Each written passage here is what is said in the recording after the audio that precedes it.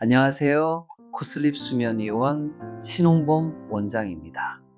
코골이로 인해 수술을 해야 할지 고민하고 계신 분들 많으시죠?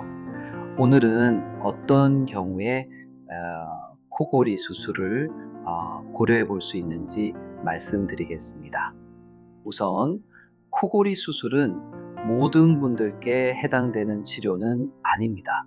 명확한 적응증이 있는 경우에만 효과를 기대할 수 있기 때문에 신중한 판단이 필요합니다.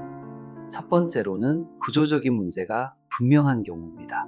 예를 들어 만성 비염이나 코 안의용종으로 인해 비강이 좁아져 있거나 코를 양쪽으로 나누는 비중격이 휘어져 있는 경우, 또는 편도나 아데노이드가 지나치게 크거나 목적과 영국의 부위가 과도하게 좁은 경우입니다.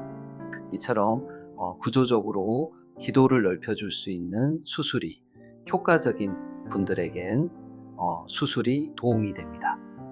하지만 여기에서 중요한 또 하나의 기준이 있습니다. 바로 수면 무호흡의 여부와 그 심각도입니다. 많은 경우 코골이에는 수면 무호흡증이 동반되기 때문에 수면다운 검사를 통해 이 부분을 반드시 확인해야 합니다. 검사 결과 무호흡이 심하지 않고 경미한 수준이라면 수술로도 어느 정도의 개선 효과를 기대할 수 있습니다. 그러나 무호흡이 중등도 이상으로 심한 경우에는 수술보다 양압기 치료가 표준적이고 가장 효과적인 치료로 권장되고 있습니다.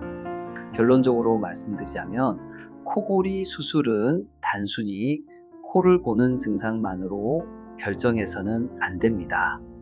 정확한 진단, 특히 수면다운 검사를 통한 무호흡 정도 평가, 그리고 구조적 적응증 유무를 종합적으로 고려해야 가장 알맞은 치료를 선택하실 수 있습니다.